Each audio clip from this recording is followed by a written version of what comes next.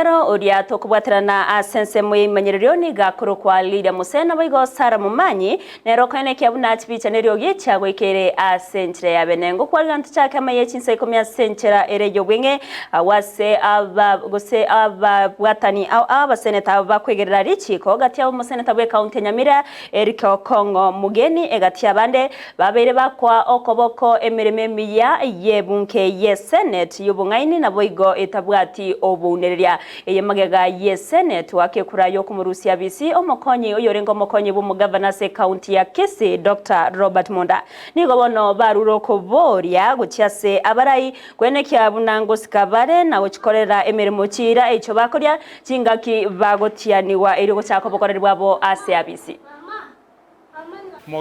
Deputy Governor we county ya Kisii Dr. Robert Monda tarigo chikogendera kobo Deputy Governor we county ya Kisii amagosa aliabekeire ane onsi na nyara wancheranwa ne Senate ya Kenya abuba akire chikora na wancherana na amagosa aliane onsi pi arete twese Senate. As we all know, we were engaged in process and it's the process of the impeachment of the Deputy Governor of Kisii County.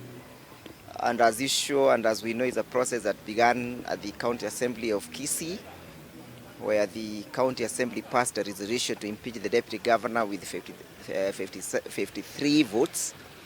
And then the process subsequently came to the Senate, which commenced yesterday, and has now been concluded with a vote to remove, or with a vote removing the Deputy Governor. Previously, impeachments have been premised on the embezzlement of the funds, but from day one we informed the Senate that this is not a case where we are seeking to find out who ate what, where is the county money. Our case was purely premised on the integrity of the persons holding public offices. And we thank the Senate, we thank the senators. They have conducted themselves with a very high degree of integrity and impartiality. And this is a lesson to all of us, that we must be able to uphold our oaths of office.